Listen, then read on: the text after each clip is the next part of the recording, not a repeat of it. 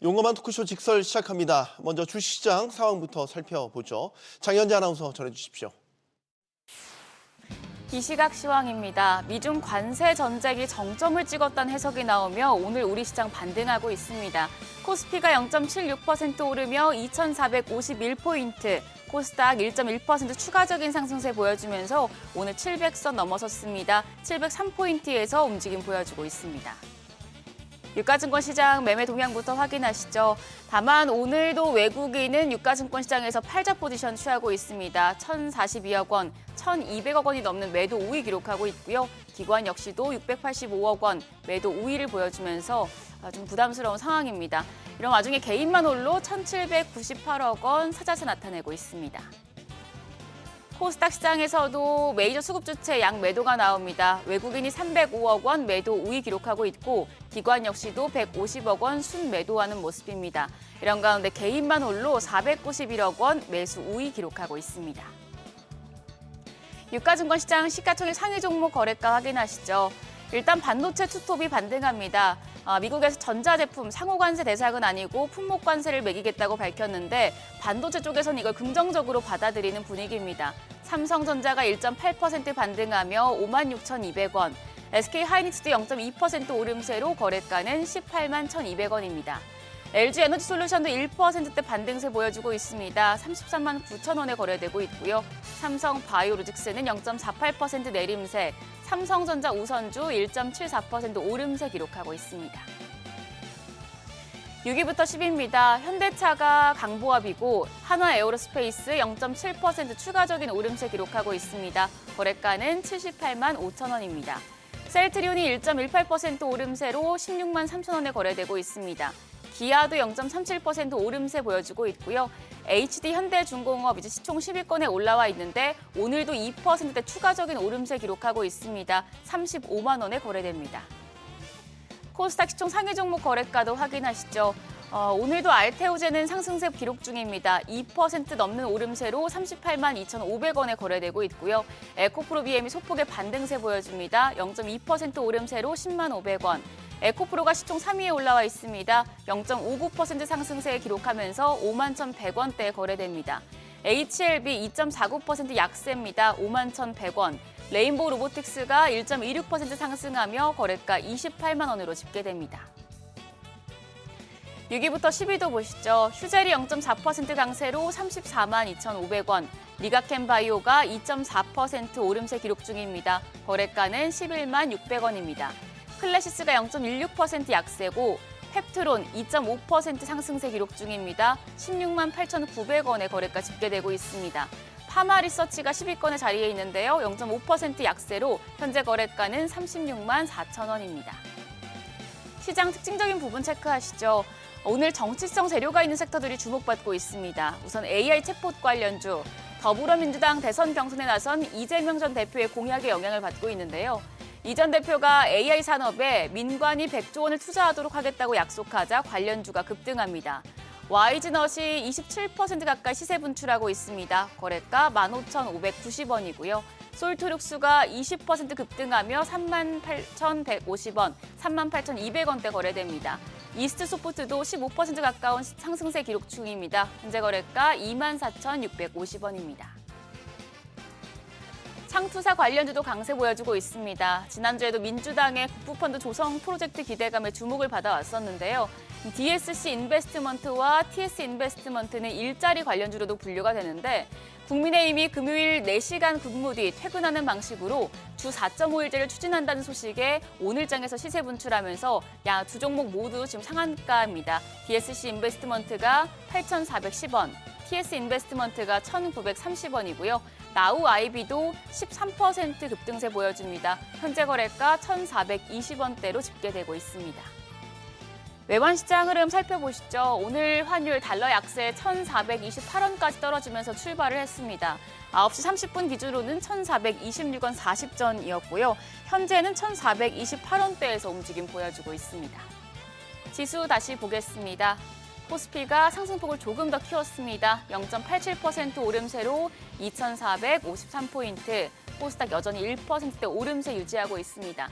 시장 안도하는 분위기입니다만 안심할 수는 없습니다. 지금 외국인 수급 이탈이 계속되고 있고 최근에 시장 오전과 오후가 다른 흐름을 보이는 경향도 있기 때문에 지금의 상승세 끝까지 유지될 수 있을지 지켜보시죠.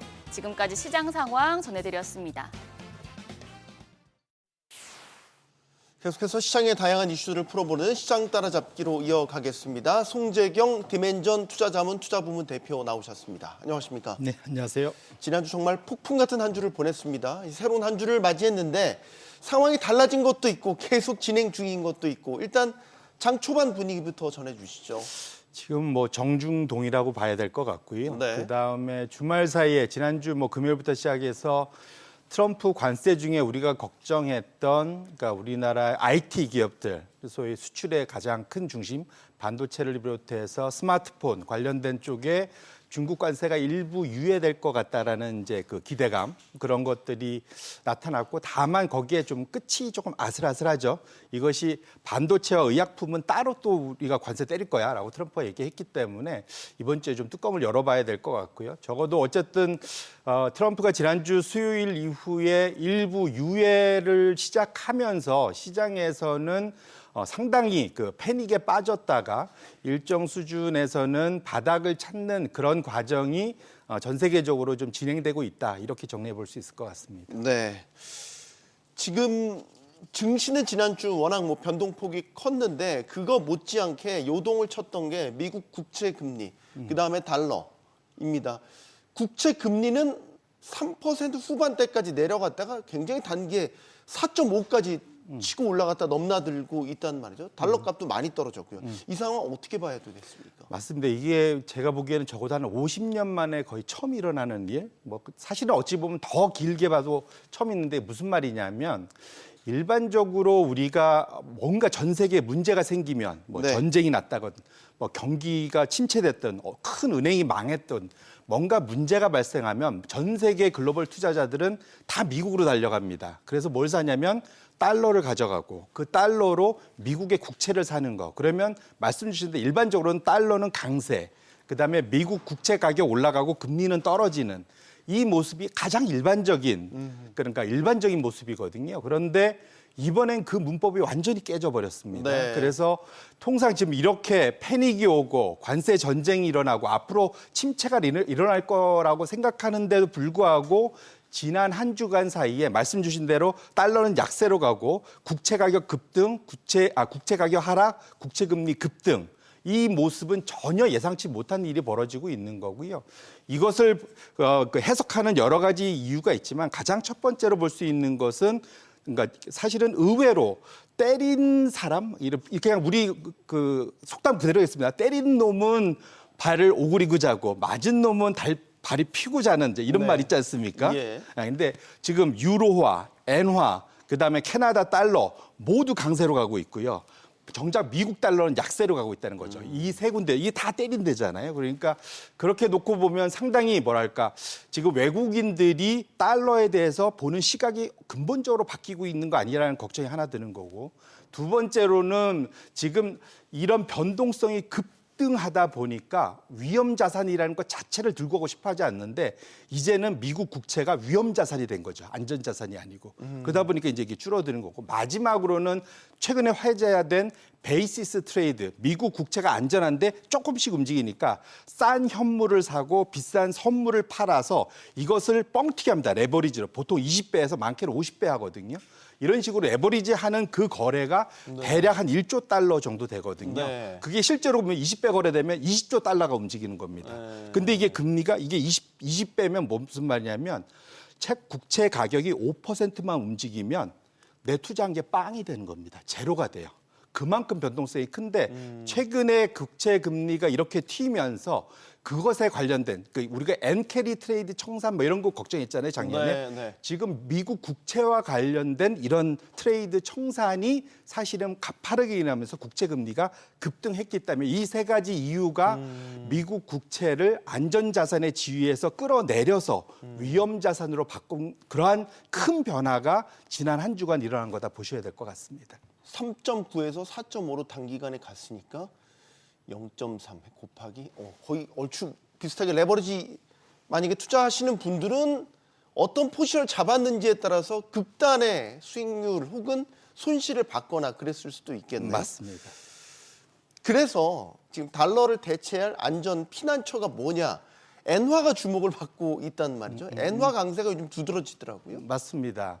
기본적으로 엔화 강세가 사실은 더 큰 건 스위스 프랑이 지금 가장 큰 강세고요. 네. 지난 연초 이후에 지금 한 1% 달러 대비 강세로 갔습니다. 그 다음에 유로화가 이제 8.9% 강세, 그 다음에 엔화가 8.7% 강세 이렇게 갔거든요. 우리가 작년에 엔캐리 트레이드 청산에 대한 엄청난 그러한 압박, 트라우마, 걱정이 있었죠. 이런 것 때문에 지금 엔화를 보시는데 사실은 앞에 봤던 이 세 가지 통화들 자체와 연결돼 있는 소위 그 투자 자금들이 엄청 많고요. 이것들이 미국의 대부분의 그 외국인 자금들을 유지합니다. 그래서 미국 자금의 주식의 20% 외국인이 갖고 있고요. 국채 30% 외국인이 갖고 있고요. 그 회사채, 소위 신용물에 대해서 36%를 외국인이 갖고 있습니다. 이들이 본격적으로 빠져나기 시작하면 그것을 자국 통화로 바꿀 거잖아요. 그러면 달러는 더 약세로 갈 거고 자국 통화, 지금 스위스 프랑, 엔화, 유로화 다 강세로 갈 수 있단 말이죠. 이런 것들이 전반적으로 달러 약세를 만들고 그 나라 통화 강세를 만드는 가장 큰 원인으로 작용했어서 이것은 엔캐리 트레이드 청산을 넘어서 미국 투자 자금이 빠져나갈 수 있는 큰 우려. 그래서 지금 지난주에 미국의 트럼프를 지지했던 월가의 대다수들이 다들 목청을 높여서 멈춰야 된다고 했던 이유가 여기에 있다라고 보셔야 될 것 같습니다. 미 국채 금리가 이렇게 오르는 거에 대해서는 이제 지금 연방 정부 재정 적자를 줄이려는 트럼프 행정부에는 굉장한 악재로 작용할 것 같다라는 생각입니다. 그걸 넘어서 이제 달러에 대한 패권 자체도 이제 예전 같지 않다, 흔들리고 있다라는 게 이번 계기를 통해서 확인이 되고 있는데 우리 원달러 환율은 어떻겠습니까? 일단 떨어졌잖아요. 원화가 상대적으로 좀 강세가 돼서 1,420원대까지 떨어지기는 했는데 우리 수출에도 영향이 그러면 가격 경쟁력 측면에서 좀 약해지긴 했고 수입 물가 측면에서 부담이 좀 덜었고 장기적인 추세로 보면 여기서 더 떨어질 건가? 여기에 대한 고민도 생기고요. 연초 대비로 지금 우리나라 지금 그 원달러 흐름이 조금 연초로부터 길게 보면은 1,407, 80원부터 시작해서 지금 수준으로 내려왔다가 다시 그 수준까지 올라갔다가 지금 다시 그보다 조금 더 아래로 떨어졌거든요. 약간 N자 비슷한 모양을 지금 그리고 있습니다. 그런데 그 사이에 최근 들어서는 보통 지금 우리나라하고 이게 환율의 단기적인 변화의 가장 큰 변수는 양국 간의 금리 차거든요. 미국이 더 높고 우리나라가 낮습니다. 그러다 보니까 원화가 약세로 가는 거죠. 그래서 원달러가 올라갔었는데 최근 사실은 한 일주일을 놓고 보면 말씀 주신 대로 미국 10년물이 4.5을 찍으면서 급등하고 우리나라는 그렇게 안 올랐어요. 그래서 사실은 금리차 역가 다시 벌어졌는데 원래는 1.4까지 줄었다가 1.8%까지 다시 벌어졌는데도 우리 원화가 강세로 갔단 말이죠. 이것의 변화는 금리 차이 이슈보다는 미국 달러에 대한 두려움이 이제 더 커진 거다 보여야 될 것 같고요. 근데 사실은 길게 놓고 보면 우리나라 환이 완전 강세로 갈 수 있느냐? 그것은 저는 아직은 좀 자신이 없습니다. 가장 큰 이유는 우리나라가 수출이 GDP에서 차지하는 비중이 주변국에 비해서 월등히 높아요. 우리가 한 40~5% 되거든요. 일본이 한 20%대, 중국도 한 20%대입니다. 근데 우리는 40%대이기 때문에 환의 변동이 큰데 지금 수출이 우리가 중국 수출이 한 19% 되고 그다음에 지금 그 미국이 한 18% 되고 베트남이 한 8%, 다 치면 한 46% 됩니다. 이 세 나라가 우리가 다 보겠지만 엄청나게 그 관세를 우리가 많이 내야 되는데도 결국은 무역이 약화될 수밖에 없기 때문에 상대적으로 우리나라의 원화 변동성은 앞서 봤던 그런 나라 유로나 엔화나 이런 스위스 프랑에 비해서는 당연히 변동성이 더 클 수밖에 없다는 것을 우리 투자자분들이 염두에 두면서 볼 필요가 있겠다 이렇게 말씀드립니다. 자, 증시 짚어보죠. 지난주 워낙 증시가 요동을 쳤기 때문에 지금 좀 뭐라 될까 한번 정리가 되긴 해야 될 것 같은데 오늘 상승세이긴 하지만 이거를 지금 또 언제 또 트럼프의 말 한마디 관세 정책 뭐 하나 때문에 흔들릴지 모르겠어요.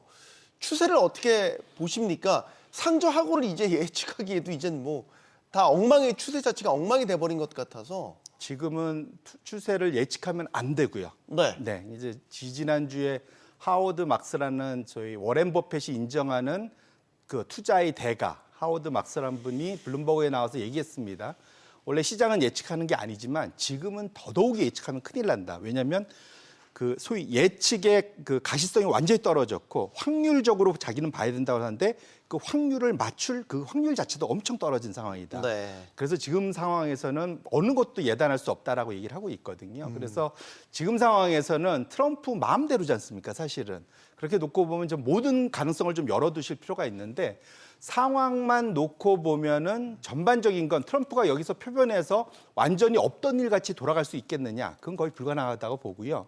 실제로 그럴 마음도 저는 없어 보이고 지금 사실은 앞으로 봐야 될 변수는 연준과 트럼프와의 그러한 격한 싸움이 어느 정도까지 갈 건지 한번 보실 필요가 있고 또 좀 더 길게 보시면 결국은 무역이 어떻게 갈 건지 우리의 수출 흐름이 어떻게 갈 건지를 좀 더 살펴보실 필요가 있을 것 같습니다. 그래서 네. 지금 미국의 침체 가능성은 월등히 좀 높아지고 있는 상황이고 그래서 미국을 기대하면 안 될 것 같고요. 오히려 좀 돈을 풀 수 있는 유럽과 중국 쪽에 어떤 관련된 수출의 그러한 그 가능성 그리고 그쪽으로 빨리 틀 수 있는 기업들을 찾아야만 그나마 장기적인 활로가 보일 수 있다. 그래서 결국은 지금은 미국은 재정을 줄이고 있고 유럽과 중국은 재정을 풀고 있고 돈을 풀고 있는 나라입니다. 그래서 네. 우리는 기본적으로 돈을 풀고 있는 나라로 수출의 활로도 열고 투자의 활로도 바꿔야 되는 그러한 변곡점에 와 있는 거다라고 저는 판단을 하고 있습니다.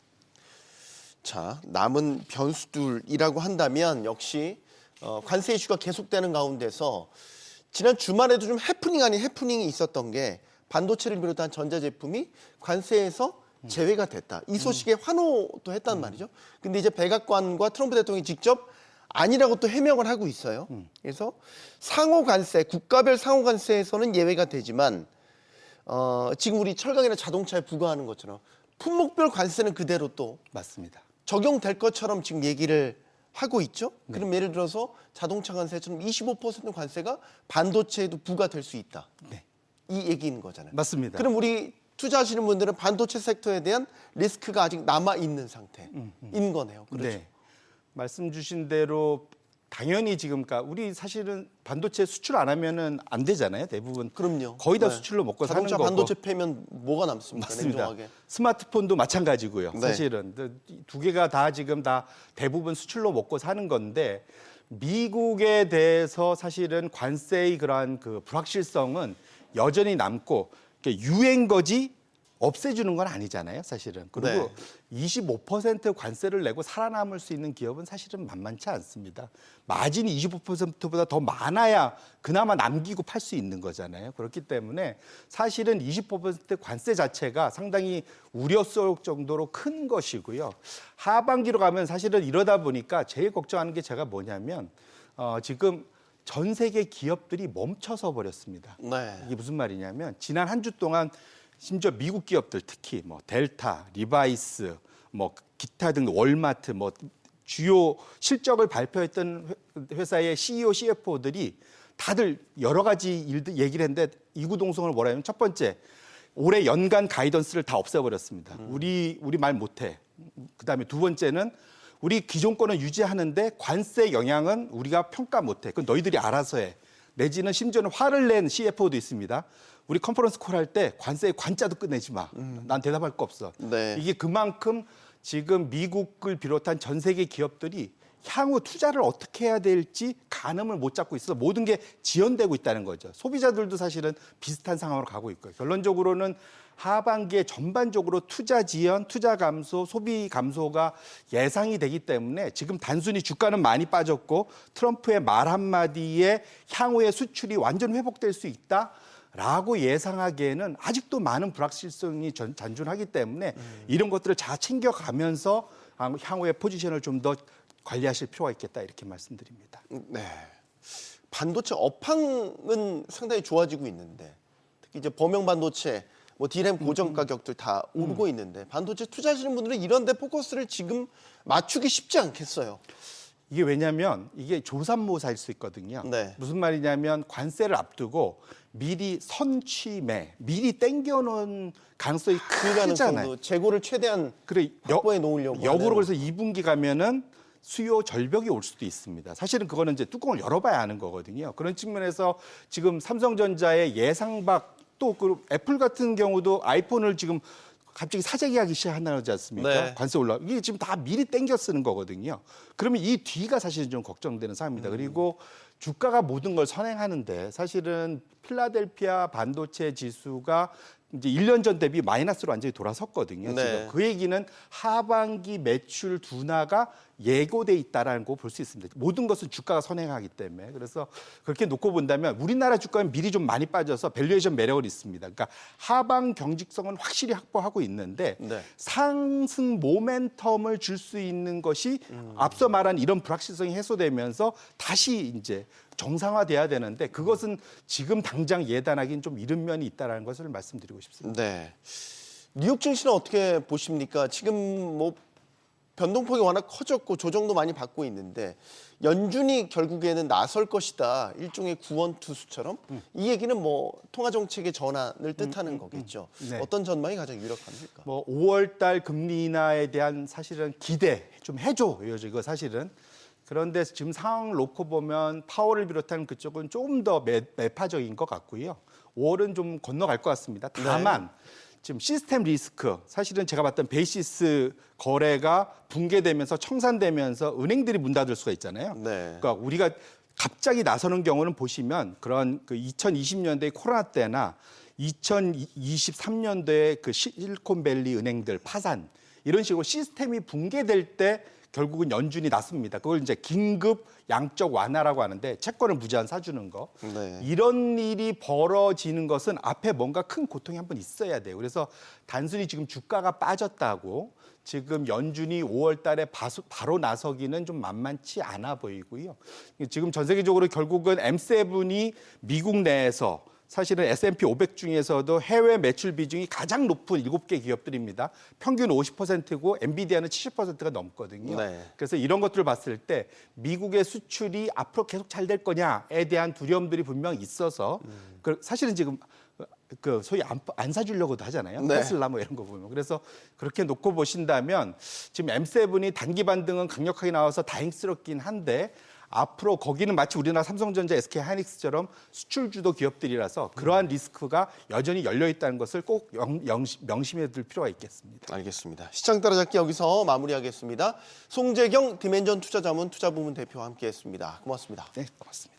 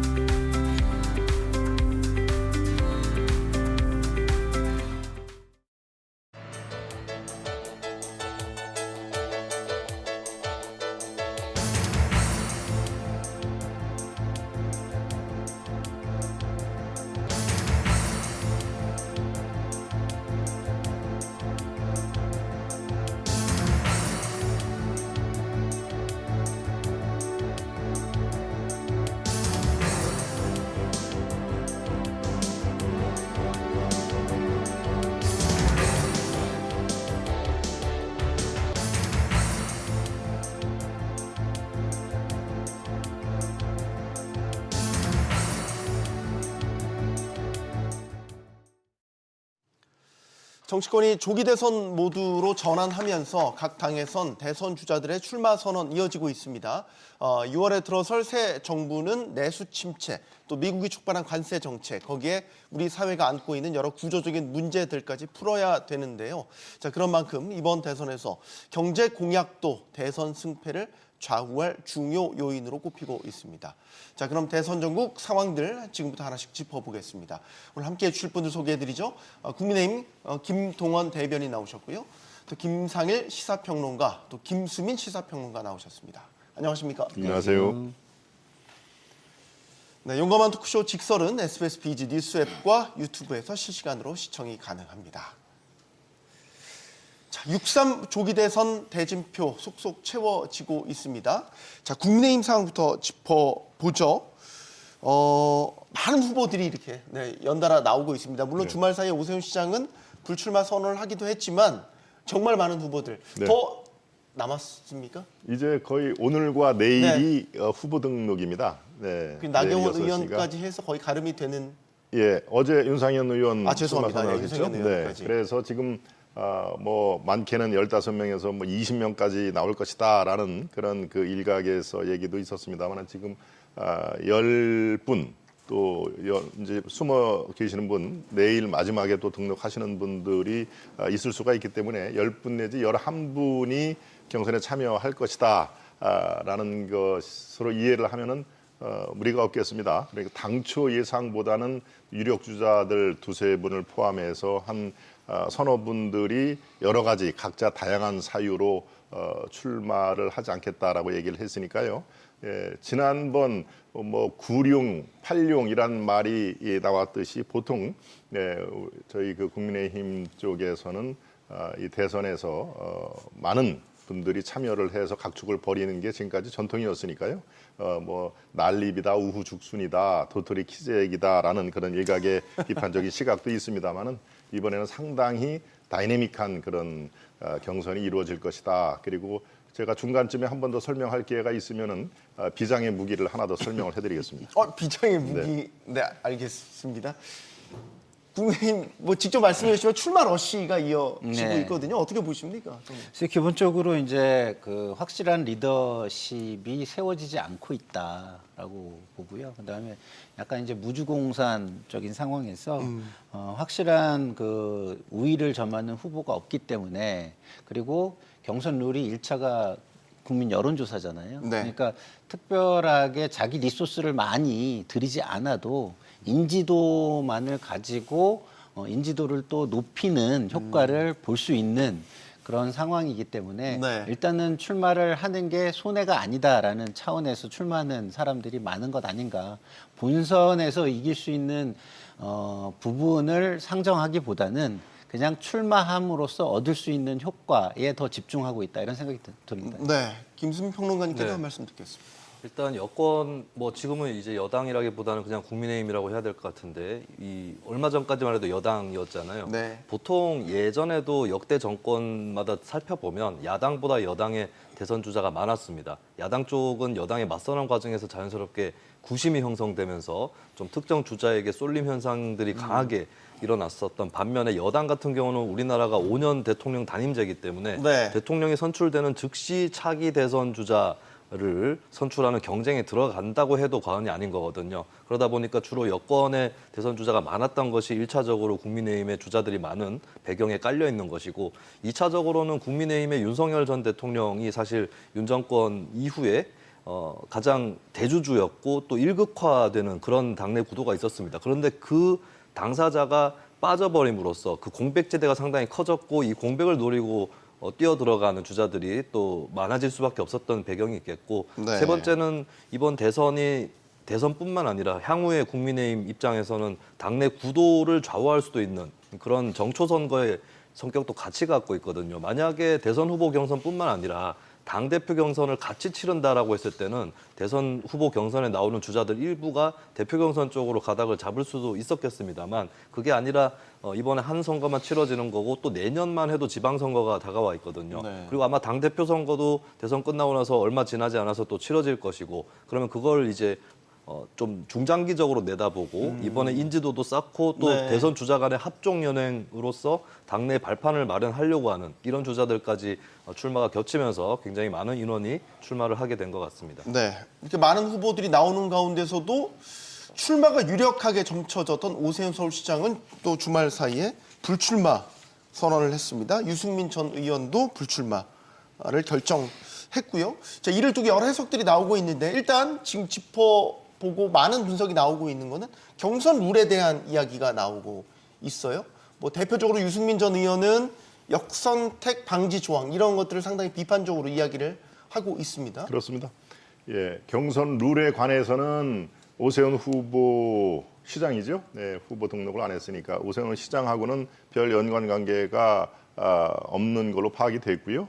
일단 유승민 전 의원 같은 경우에는 이른바 당심과 민심으로 구분을 해보면은 훨씬 더 당심에서는 불리한 그런 그 후보의 특성이 있습니다. 네. 그러니까 이제 민심에 승부를 걸어야 되는 수밖에 없는 상황에서 당에서 당 그 룰이 50대 50 이렇게 정하면서 또 역선택을 방지를 한다. 역선택이라는 것은 예컨대 중도 내지는 민주당을 지지하는 사람들이 유승민 쪽에 더 호의적이다 또는 유승민이 이 후보로 나오는 것이 여러 가지로 좋다라고 하면서 반대로 선택하는 것이 역선택 아니겠습니까? 네, 그런 의미에서 역선택 조항을 두었고 그리고 당심 대 민심도 50대 50이라고 하는 본인의 어떤 그 후보의 특성상 매우 불리한 그런 당 룰이 정해져 있기 때문에 이건 문제가 있다. 무슨 친윤 그 일방도의 이 대선 경선이냐라는 그런 명분을 내걸고 후보를 등록하지 않겠다라고 얘기를 했습니다만은 후보 네. 등록이 대선에 참여하지 않겠다라는 얘기는 하고는 다릅니다. 그러니까 이 국민의힘 오늘 내일 등록을 하는 당내 예선에는 참여하지 않겠다. 이 얘기는 즉 탈당을 하고 무소속으로는 가능성을 열어놨죠.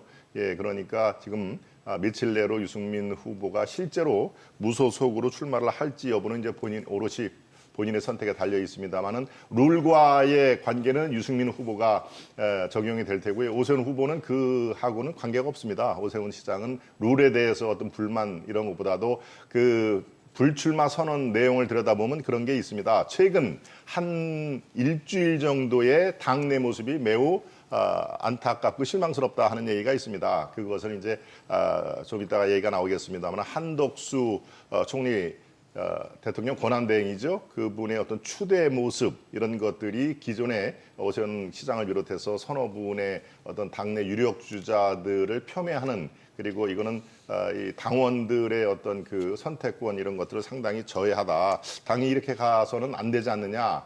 그리고 많은 분들이 탄핵 정당임에도 불구하고 많은 분들이 저요라고 손을 드는 것 자체가 오세훈 시장이 그렇게 탐탁치 않게 여겼다고 합니다. 뭐 저한테도 얘기를 한 적이 있었습니다만은 그런 것이 복합적으로 이루어졌기 때문에 당 룰하고 오세훈 시장의 불출마 선언하고는 이 간격이 꽤 크다. 관계가 없다고 생각을 해도 네. 무방하다. 저는 그렇게 정리를 해드리고 싶습니다. 나눠서 좀 질문을 네. 드릴게요. 일단 역선택 방지 조항 같은 경우는 이제 국민의힘 경선 룰 안에 국민의힘을 지지하거나 아니면 무당이거나 네. 그 외의 선택들에 대해서는 이제 지지 후보들을 반영하지 않는 네. 거잖아요. 네. 이게 이제 장단점이 있다라고 알려져 있는데 중도층의 민심을 반영하기에는 네. 한계가 있다? 뭐 이런 분석이 있더라고요.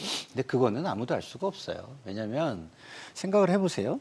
일반 여론조사에 참여할 때와 경선 여론조사에 참여할 때의 역선택이라는 게 무엇일까요? 일반 여론조사에서는요. 유승민 후보에 대해서 선호를 보일 수가 있습니다. 근데 경선은 본선을 생각하면서 들어가는 거잖아요. 그러면은 생각을 해보세요. 유승민 후보를 선택을 했을 때에 오히려 우리가 불리하다. 역선택이라는 건 반대 진영에서 하는 거니까. 네. 그러면 반대 진영에서는 유승민만 아니면 된다. 이런 얘기가 회자되는데 유승민 뽑겠습니까? 역선택이 되겠습니까? 그렇잖아요. 그래서 그것은 아무도 알 수가 없는 겁니다. 저한테 전략적으로 선택하라 그러면 저는 민주당이니까 유승민 후보 선택 안 하죠. 그게 전략적 선택이죠. 예? 근데 거기에서 역선택이 이루어집니까, 그럼?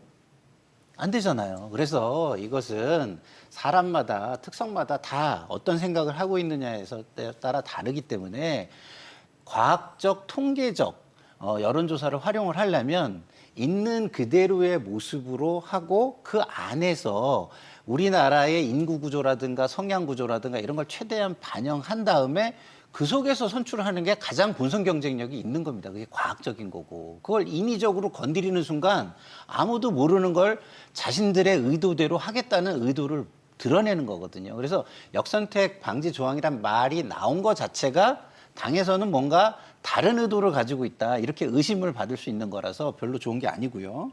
그리고 두 번째로 경선 룰과 관련해서 오세훈 후보가 그것과는 무관하다라고 이렇게 그 오세훈 시장을 위한 변명을 해주셨는데 저는 그렇게는 보기가 어려운 게 네. 1차 경선은 100%예요. 근데 2차 경선은 50대 50으로 바꿨습니다. 네. 이 얘기는 뭐냐면 이걸 거꾸로 했으면 오히려 굉장히 경선이 역동적이겠죠.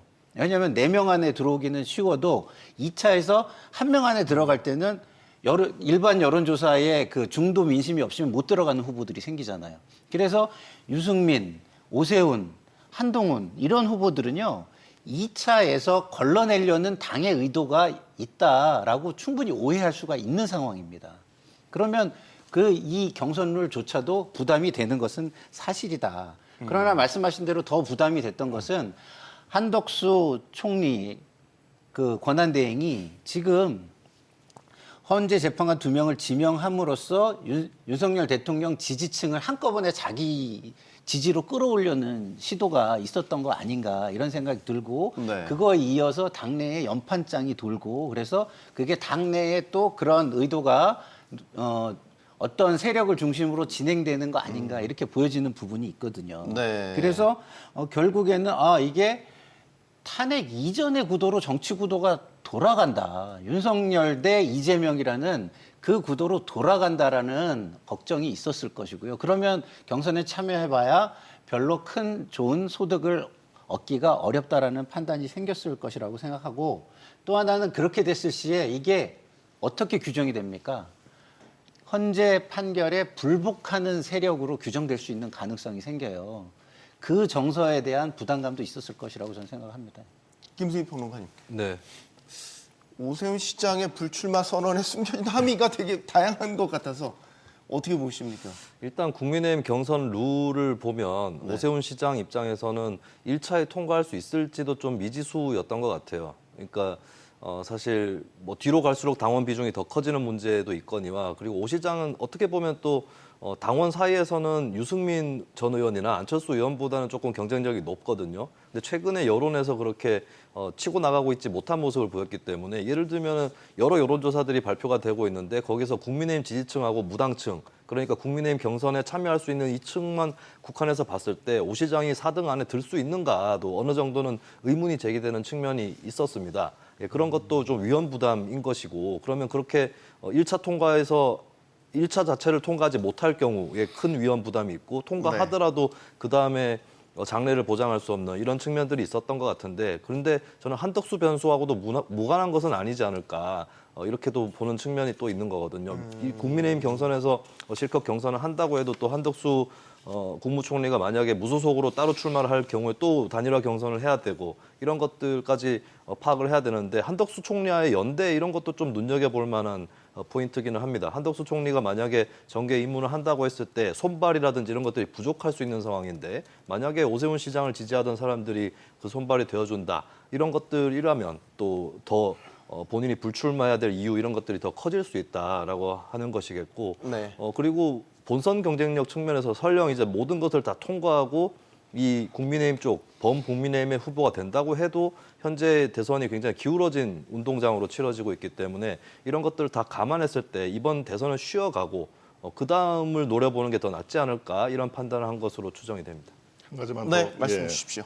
뭐 고쳐드릴 부분이 한 가지가 있는데요. 저희 그 국민의힘 당내 경선을 지금 걱정을 해주신 것까지는 뭐 제가 수용을 하겠습니다만은 글쎄요, 이 지금 유승민 관련해서는 다른 두 분이 이론을 제기를 안 하신 것 같은데 유독 오세훈 시장 같은 경우에는 글쎄요, 제가 아까 얘기한 거를 뭐 변명 이렇게 얘기를 또 하셨고. 또 4명에 추리는데도 아마 못 들을 가능성이 있다라고 이제 그 여러 가지 분석들을 해주셨는데 저는 뭐 직접 그 시장과 이렇게 경선 관련해서 얘기를 꽤 여러 번 나눈 거기 때문에 비교적 두 분보다는 아마 더 본인 생각을 네. 알 수가 있을 것입니다. 당 룰에 대해서는 이거는 나한테 불리한데 예컨대 이걸 왜 이런 룰을 당했지라고 한 번도 당이나 혹은 또 저희 그 대변인단하고의 어떤 이 소통 그런 데 대해서 이의를 제기한 적이 없습니다. 그러니까 당 룰에 뭐 1차 경선에서 못 들을 것 같아서 아니면 4명에서 추릴 때 탈락 가능성이 있기 때문에 이거는 차후 노리는 것이 낫겠다 이런 식의 지금 얘기는 현 상황하고는 맞지는 않다라는 네. 얘기를 제가 직접 들은 걸로 통해서 말씀을 드리는 거니까요. 그건 너무 걱정 안 하셔도 될 것 같습니다. 네. 한덕수 대통령 권한대행에 대한 이야기가 나와서 바로 넘어가겠습니다. 네. 새로 또 그 여론조사 결과를 보면 한덕수 대행에 대한 지지율이 올라가네요. 그렇죠. 이게, 네. 최신 여론조사를 보면 8%대까지 네. 올라갔습니다. 화면 나오고 있습니다. 그렇죠. 저게 좀 오늘 차기 대선 주자 지지율에 대한 리얼미터 조사가 되겠고요. 한덕수 대행이 8.6%.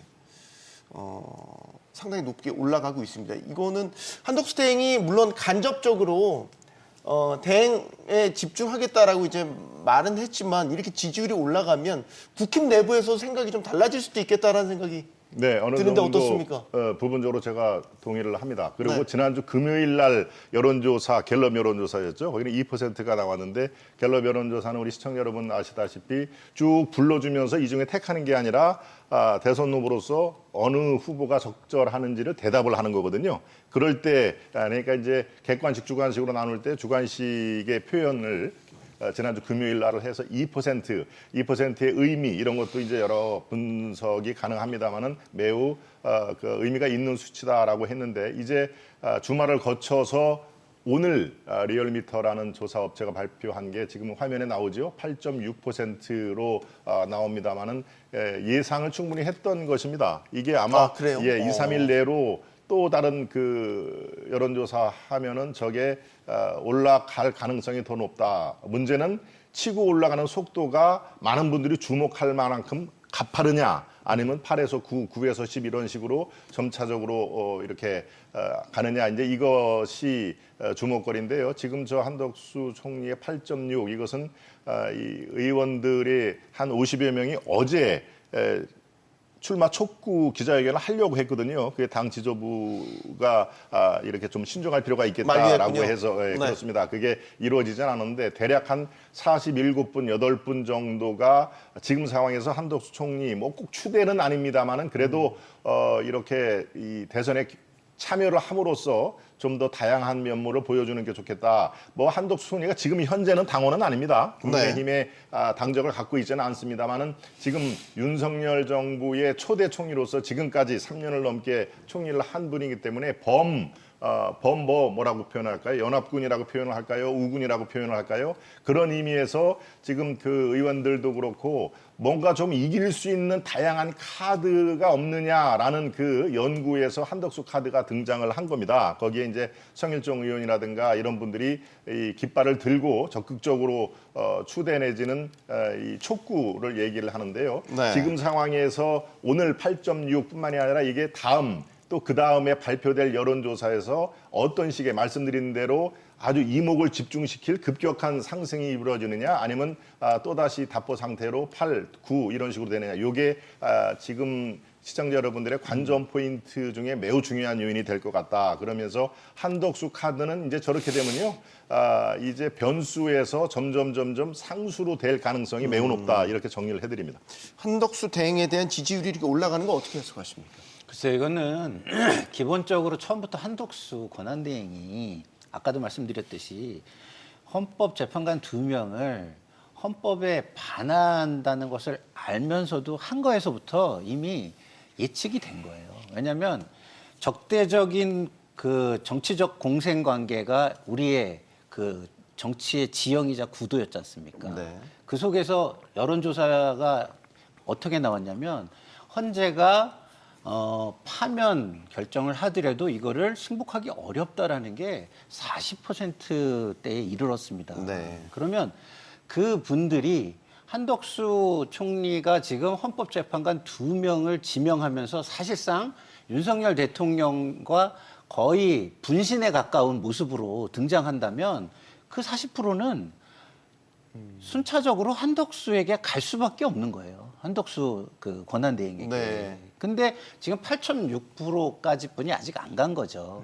이렇게 되면 윤석열 대통령을 지지했던 강성 지지층이 일차적으로 옮겨가고 그게 시너지 효과를 발휘해서 이제 그 친윤 지지층이 옮겨가고 이런 식으로 아마 진행이 되지 않을까 저는 생각이 들고요. 문제는 중도층 공략이 어렵다는 게 이제 문제가 되겠죠. 네. 국민의힘은 딜레마가 그럴 겁니다.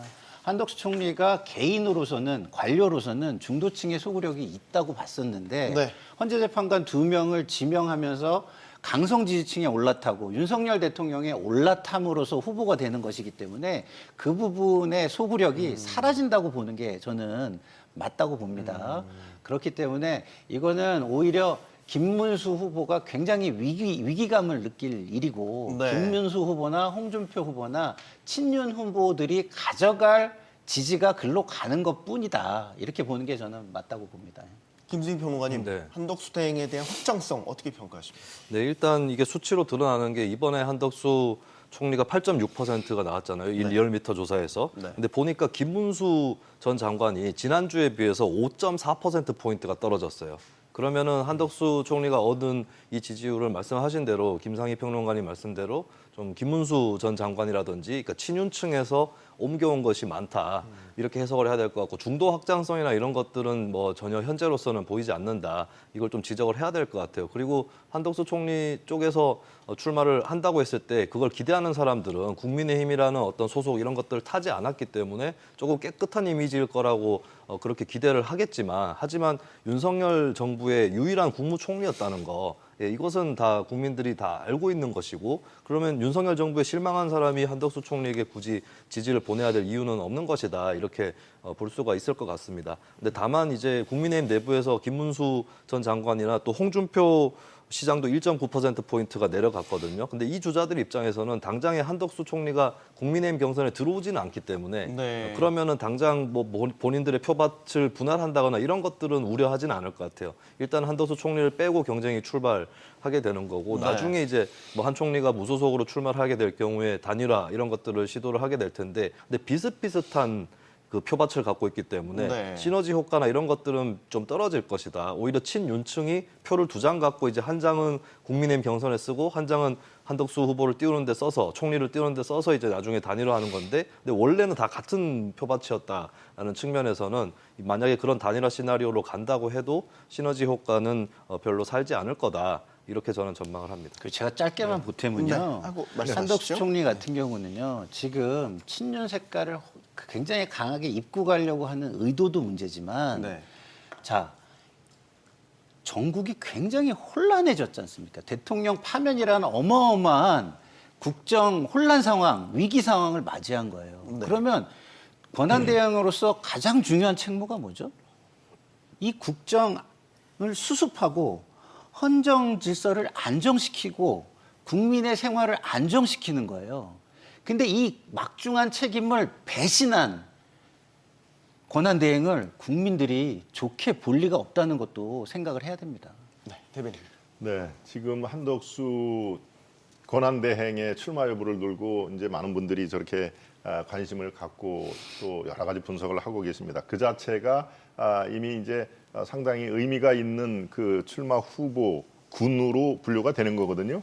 지금 이른바 오늘 내일 후보 등록을 말씀을 드렸습니다마는 사실상 지금 대행에 사표를 내고 출마 후보군으로 당에 등록을 할 가능성은 지금 현재로서는 제로입니다. 그러니까 유일한 대안이 5월 3일까지 시간을 조금 한 20여일 정도 시간을 이제 벌면서 이 지금 대행으로서의 어떤 일을 마무리하고 이제 그 무소속으로 밖에서 대기를 하고 있는 것이죠. 그다음에 5월 3일 저희들이 전당대회를 열어서 한 분의 대통령 후보를 이제 뽑습니다. 그러면은 그 후보와 무소속으로 대기하고 있는 한덕수 또는 뭐 또 있습니다. 이름 황교안 그 전 대표죠. 전 대표도 일단 무소속으로 심판을 받겠다라고 말을 꺼낸 이상 이제 무소속 후보로서 두 분, 세 분이 대기를 하고 있겠죠. 자, 그럼 어디서 많이 본 그 장면 아니겠습니까? 기시감은 있더라도 노무현 대통령이 당선될 때 우리 시청자 여러분에서 짧게만 말씀을 드리겠습니다. 그 당시에는 이회창 대세론에 이의를 제기할 사람이 없었습니다. 차기 대통령 그냥 이회창 총재다라고 얘기를 한 상태인데 결과적으로 어땠습니까?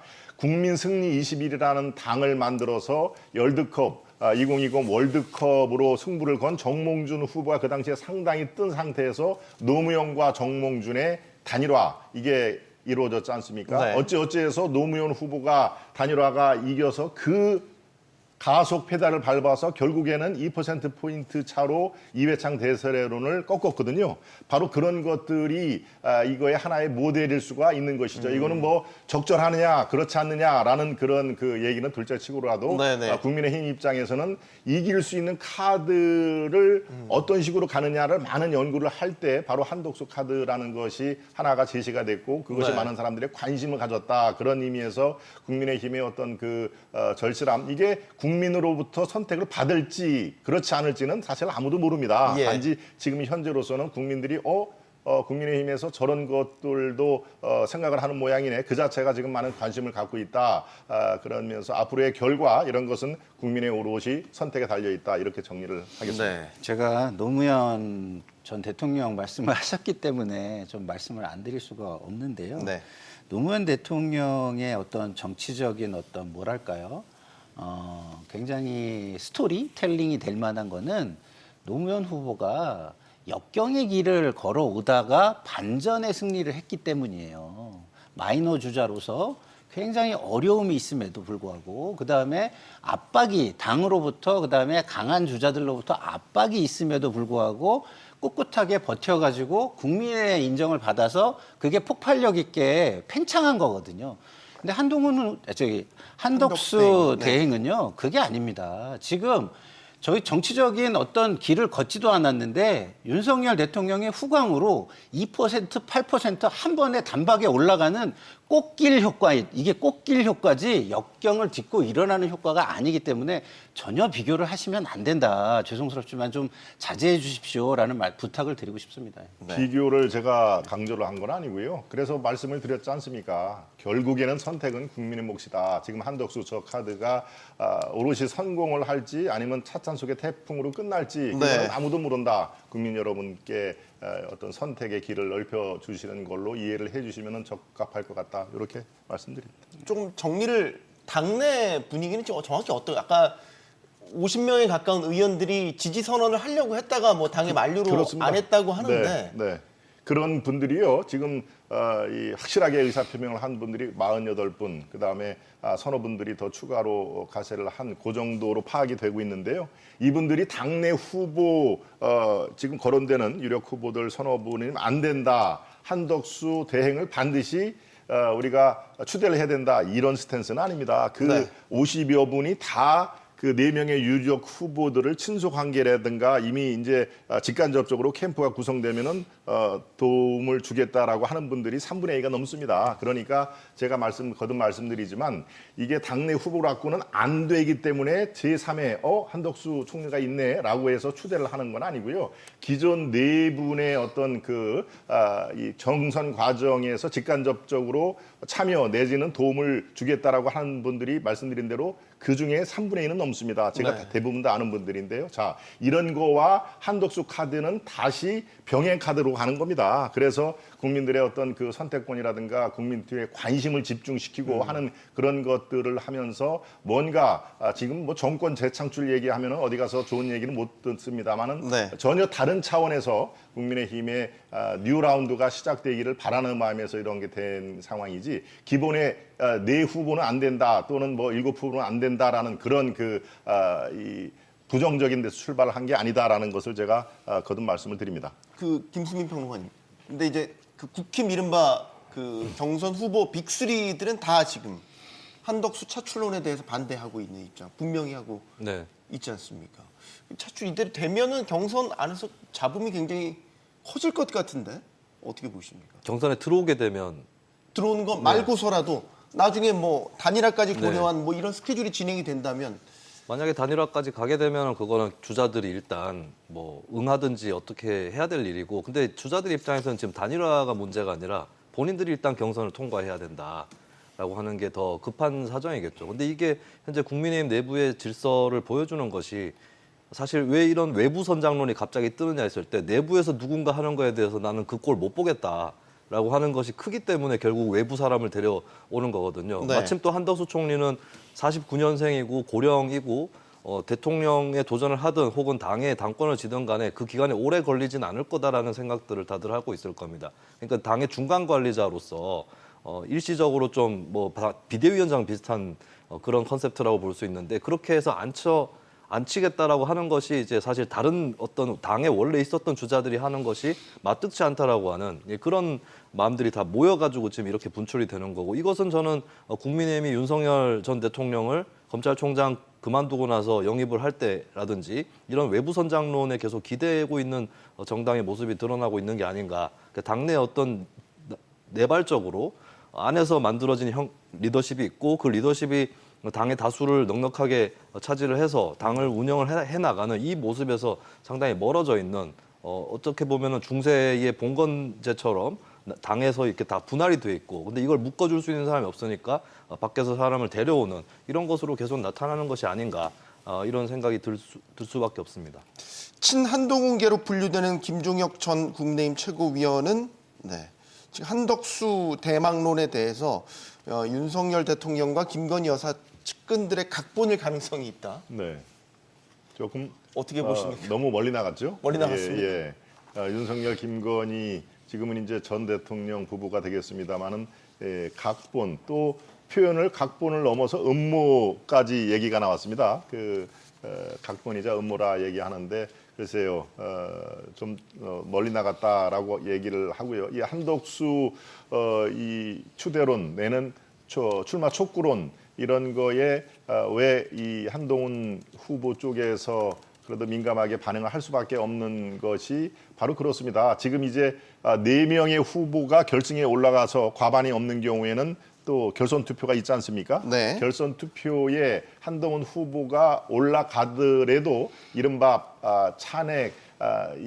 탄핵 또 비상계엄 이런 것에 대해서 윤 대통령을 지지하거나 윤 대통령의 어떤 노선을 따른 그 후보들이 지금 2분, 3분, 4분 이런 식으로 돼 있기 때문에 네. 1대1로 하는 경우에는 당심 50% 이것의 벽을 넘기에는 매우 어렵다라고 분석을 하는 경우가 많습니다. 그런데 요행이 그 벽을 넘었다 손 치더라도 네. 다시 또 외부에서 대기하고 있는 한덕수 무소속 후보와의 대결 이런 것들이 1대1 구도라고 하면은 이 탄핵 정국에서 분출된 이른바 아스팔트라든가 많은 이 국민의 목소리가 다양하게 나왔습니다만은 그것들이 결국에는 이 결집이 되면은 그 한 후보가 지금 어디 한 후보라고 그러니까 한덕수 후보, 한동훈이 다 같은 한씨군요. 그런 의미에서 유리할 게 하나도 없으니까 바로 이제 저런 그 표현이 나오는데요. 네. 글쎄요, 뭐 경선 과정에는 저거보다도 더 이 다양한 목소리가 분출이 될 겁니다. 그런 의미에서 예. 저 한덕수 출마론을 바라보는 네. 한동훈 캠프 쪽에서는 상당히 그걸 진중하게 바라보고 있다. 네. 그리고 그렇게 유리할 것 같지는 않다라고 분석을 하는 걸로 지금 파악이 알겠습니다. 됩니다. 자, 더불어민주당으로 넘어가겠습니다. 경선 룰이 확정됐습니다. 일반 국민 50%, 권리당원 50%.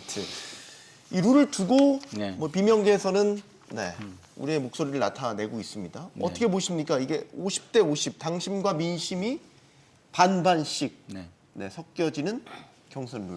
경선이 그 국민의 관심을 받고 축제처럼 이루어지려면은요, 굉장히 불확실성을 크게 높여야 됩니다. 불확실성을 크게 높여야 된다. 결과에 대한 불확실성을 높여야 예측 됩니다. 못하게. 네. 네. 그래서 굉장히 박진감 있게 진행이 돼야 돼요. 그러면 50대 50 경선 룰이라는 거는 거기에 해당하지 않죠. 그러면은 약한 후보는 지금의 경선 룰에서 약한 후보는 네. 당연히 불만을 나타낼 수밖에 없는 거예요. 근데 그 불만의 목소리가 크게 들리기가 어려운 정치 환경입니다. 아까도 제가 말씀드렸지만 한덕수 권한대행이 이 지금 정치 지형을 탄핵 대통령 파면 선고 이전으로 돌려놨어요. 그렇게 지금 돌려놓고 윤석열 대통령이 마치 살아 돌아온 것처럼 이재명 대 윤석열 구도로 다시 만들어 놓은 지금 상황입니다. 그런 상황에서 비명계가 아무리 좀 나름대로 의미 있는 이야기를 한다 하더라도 그게 반향을 일으키기가 어렵습니다. 왜냐하면 본선 경쟁력에서 이재명 후보가 되면 큰 문제가 생긴다는 게 있어야 거기에 반응을 하는 건데 지금은 국민의힘의 모습을 보면 그냥 탄핵 세력 내지는 계엄 세력 내지는 탄핵 판결에 대한 불복 세력 이렇게 지금 가고 있는 거거든요. 그런데다가 국정을 책임지고 안정시켜야 되는 한덕수 총리까지 만약에 온다면 국정 책임 방기 세력까지 되는 거예요. 그러면 이재명 대표를 무난하게 간다 한들 그게 크게 본선에 큰 지장이 있겠느냐라는 게 유권자의 생각이 될 수 있고 그런 생각을 가진다면은 비명계의 목소리를 심각하게 고민하지 않게 되지 않겠습니까? 그런 상황에서 나오는 목소리라 지금은 제가 볼 때는 50대 50에 대한 불만의 목소리가 크게 파급 효과를 가져오기는 힘든 상황이다 이런 생각이 듭니다. 지금 말씀 들으면 예.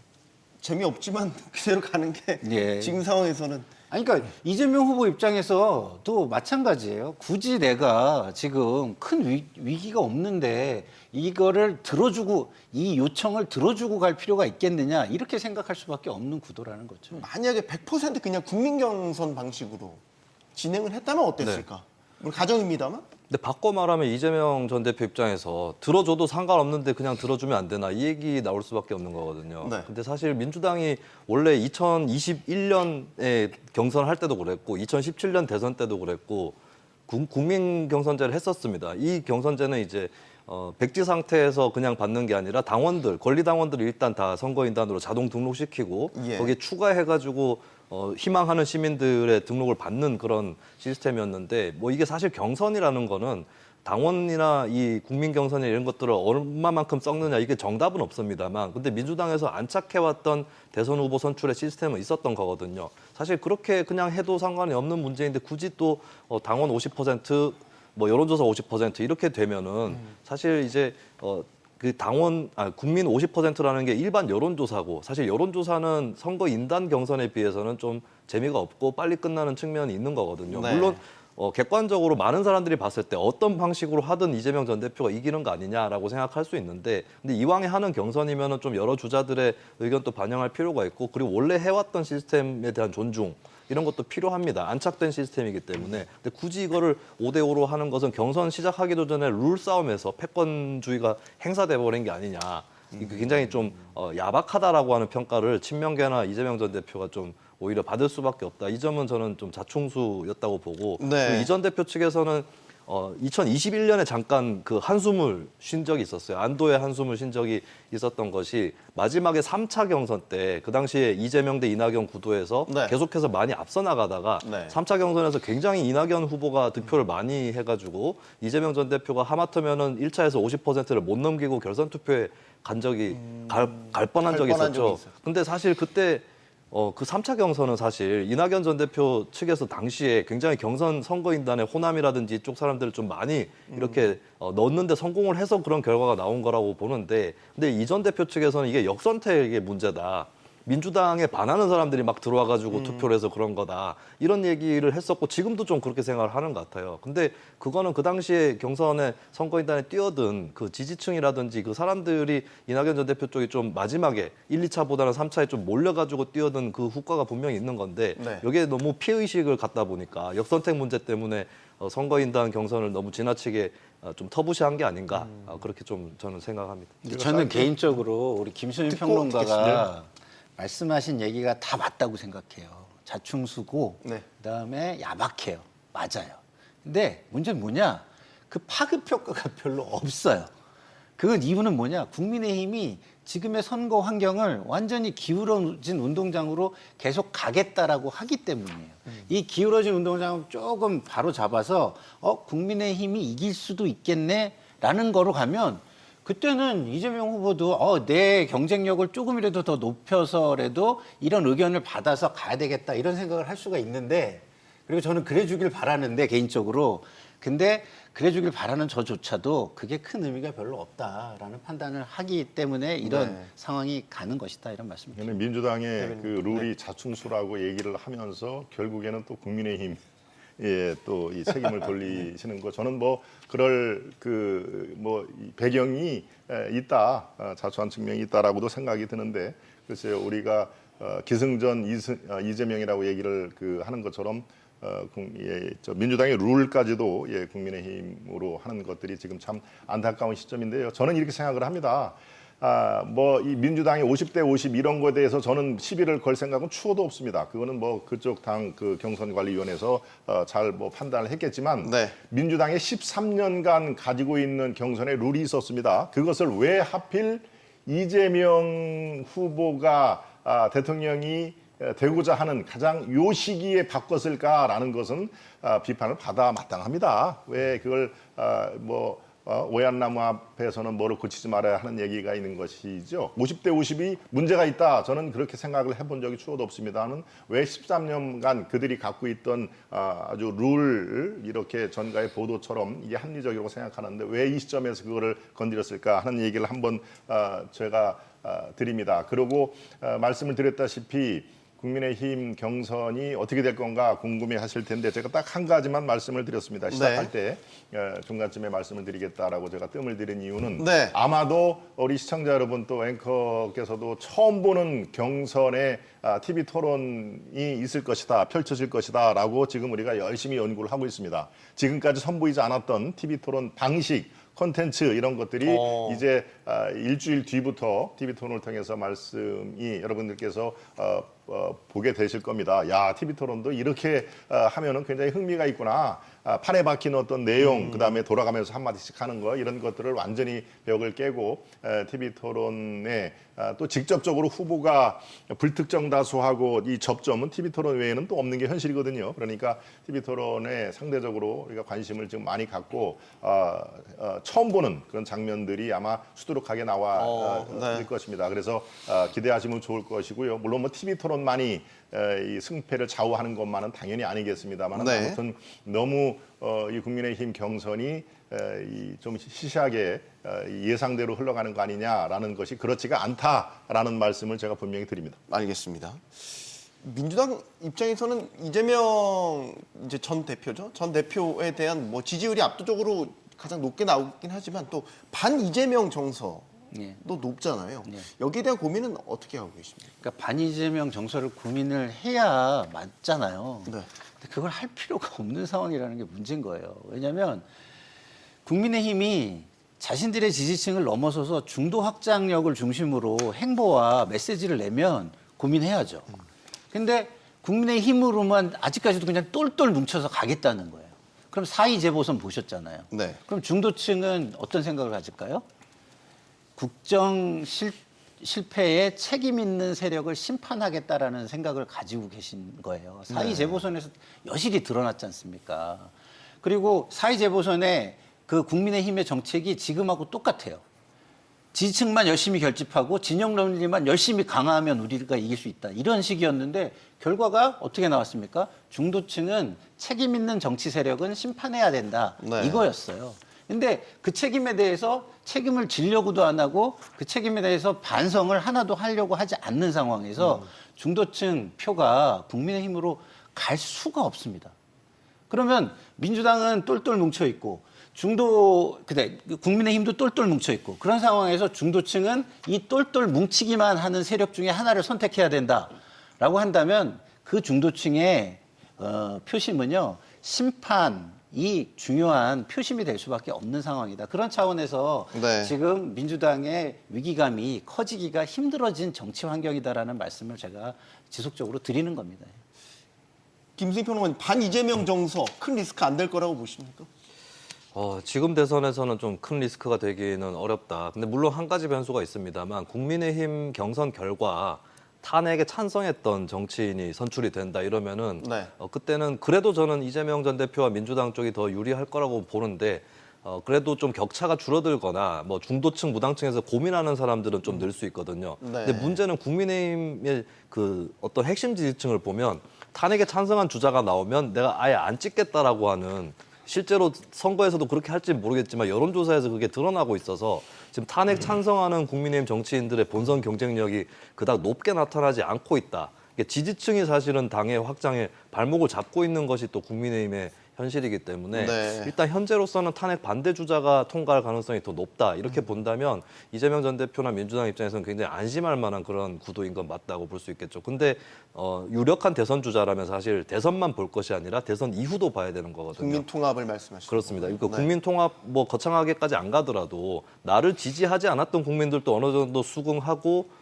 정부를 지지를 해줄 수 있는 이런 요건을 만들어 나가야 되는 건데 사실 저는 지난 대선 때도 누가 대통령이 되든 간에 지지율 50% 금방 붕괴될 거다. 40%도 순식간에 붕괴될 거다라는 네. 그때 비호감 대선에 문제가 있었죠. 이번에는 이재명 전 대표가 당시보단 유리한 상황인 건 맞아요. 전임자의 굉장히 큰 잘못 때문에 반사이득도 얻게 되는 것인데 근데 문재인 전 대통령조차도 70-80% 지지율이 나중에는 40%대로 떨어졌었거든요. 네. 그렇다면 이재명 전 대표나 민주당이 유념해야 될 거는 당장의 선거라기보다는 예, 집권 이후에 어느 정도의 그 비토층을 줄이고 또 비토층의 비토 강도를 낮추고 이렇게 할 수 있는 그 길을 대선 때 미리 가둬야 된다. 예, 그것이 굉장히 큰 과제라고 볼 수 있겠습니다. 네. 자, 이제 대선 2달도 채 남지 않았죠. 각 당 공약 속속 나오고 있습니다. 먼저 국민의힘은 대선 공약의 슬로건을 경제는 국민의힘 이렇게 정했네요. 그렇습니다. 네. 예, 이 역대로 이른바 이제 보수 정당, 저는 뭐 민주당을 진보 정당이라고 생각을 안 합니다만은 보수 정당의 가장 강한 것이 경제다. 예, 이런 것들이 암암리에 또 이게 유권자들의 인식 속에 들어 있는 것도 사실입니다. 네. 그러니까 이 안보와 경제는 이른바 보수 우파 정당을 그 표방하는 국민의힘 당명은 뭐 여러 가지로 바뀌었습니다만은 네. 이게 지금까지 돼 있는데 이번에도 마찬가지로 지금 상황이 경제가 굉장히 안 좋은 것만은 뭐 우리 시청자 여러분이 너무나 네. 잘 알고 계시지만 이 경제는 국민의힘 즉 보수 정당이 더 강점이 있습니다라는 것을 국민들에게 어필을 해야 되는데 이게 말로만 슬로건으로만 이루어지는 것이 아닙니다. 사실은 국민들께서 그래 맞아 일을 시켜보면은 확실히 차이가 나라고 이렇게 실제로 체감을 해야 되는데요. 최근에 이틀 전인가요? 여기에 아주 의미 있는 통계가 하나 나왔습니다. 물론 지금 이 대선 조기 대선 전국에 묻혀서 크게 주목을 못 받았습니다만은 지난 3년 동안 국가 총 부채 비율이 20여 년 전 통틀어서 가장 감소가 된 첫 케이스였다 하는 얘기입니다. 국가 채무 비율이요? 국가 총 네. 이 부채 비율.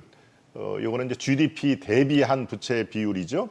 예, 그것이 첫 감소 사례를 보였다. 이거는 뭐 한국은행이라든가 또 이 다른 그 해외에 있는 기관들이 다 이거는 검증을 받아서 나온 건데요. 이렇게 의미 있는 그런 것들이 있습니다. 이거는 지난 정부가 아주 긴축 재정 그리고 건전 재정을 강조를 했기 때문에 가능한 건데요.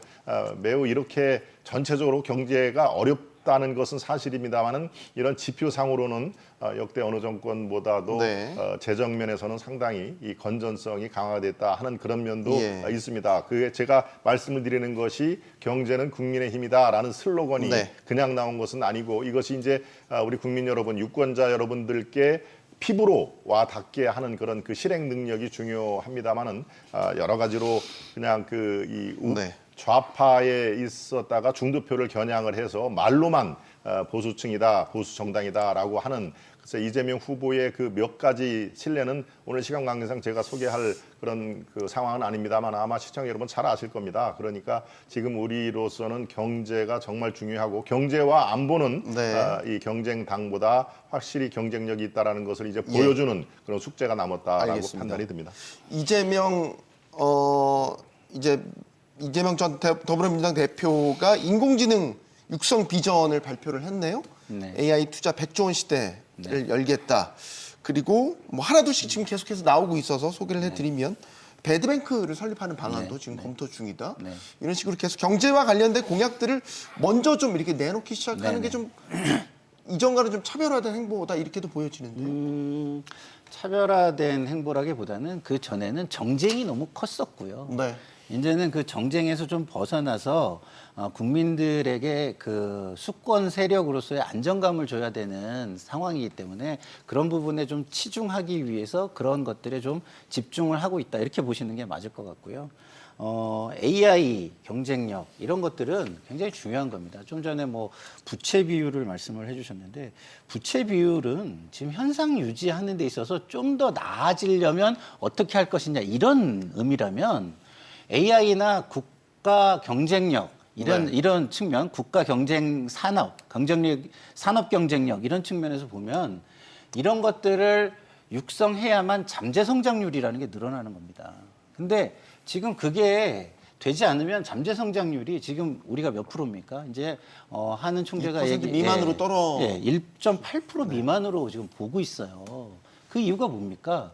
앞으로의 국가의 산업 경쟁력이 있는 분야는 늘지 않고 네. 오히려 줄어들 것이다. 그리고 새로운 부분에 있어서 잠재 성장력을 확충할 수 있는 부분이 없다. 이거잖아요.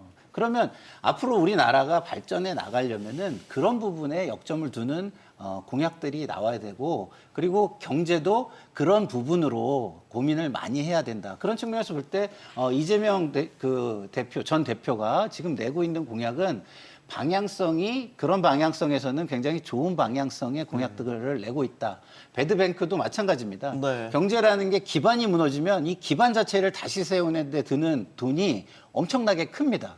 그래서 배드뱅크는 이 기반 자체를 무너뜨리지 않고 여기에서 좀 기견을 유예시키면서 재활을 시켜주자라는 것이거든요. 근데 문제는 이게 좀 구체적으로 구상이 2차적으로 나와야 되는 것은 회수율 같은 것도 굉장히 중요합니다. 회수율을 무시하고 하면은 저게 좀비 뱅크가 될 수가 있어요. 잘못하면. 그렇지 않습니까? 경쟁력도 없고 재활해봐야 의미 없고 오히려 그 도덕적 해이만 일으키는 그런 상황이라면 네. 배드뱅크가 의미가 없는 것이에요. 그래서 배드뱅크가 지금 현 시점에서 굉장히 시의적절한 정책이긴 네. 하지만 상당히 구체적인 안, 그러니까 회수율은 어느 정도로 설정할 것이며 어느 정도까지 도덕적 해이의 부분을 막기 위해서 어느 정도까지 회생해주거나 도와줄 수 있는 대상의 기준으로 볼 것이며 이런 것들을 앞으로 정해나가는 것이 굉장히 중요하다 이런 네. 말씀을 드리고 지금 경제는 국민의 힘이다. 이 부분을 제가 좀 마지막으로 좀 비판하고 싶은 건 이런 겁니다.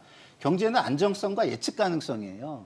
이걸 모두 부셔버린 게 지금 이전 여당과 윤석열 정권입니다. 그 시스템과 안정성과 예측 가능성을 다 부시고 경제는 국민의 힘이다? 그게 아니었다면 우리가 G8을 올해 어떻게 갈 것이냐 논의하고 있을 나라예요. 근데 그걸 다 부셔버려 놓고 무슨 경제는 국민의 힘이다 이런 슬로건을 내는지 네. 참 안타깝습니다. 자, 오늘 공약과 관련된 얘기는 사실상 저희가 전체적인 윤곽만 지금 말씀을 드렸고요. 이제 계속해서 각 당의 공약들 나오게 될 겁니다. 저희 직설에서도 심층적으로 다뤄보도록 하겠습니다. 한 말씀만 드려도 될까요? 시간이 안 돼서 그런가요? 다음 시간에 네. 그래서 하시겠습니다. 가장 많은 유권자들이 차기 대통령의 국정 우선 과제로 경제 회복 또 경제 활성화를 꼽았습니다. 경제 철학, 경제에 대한 비전을 유권자들이 가장 중요한 선택의 기준으로 보고 있다는 뜻일 겁니다. 오늘 토론 마치겠습니다. 여기는 모든 경제가 모이는 SBS 비즈고요. 시청해주셔서 고맙습니다.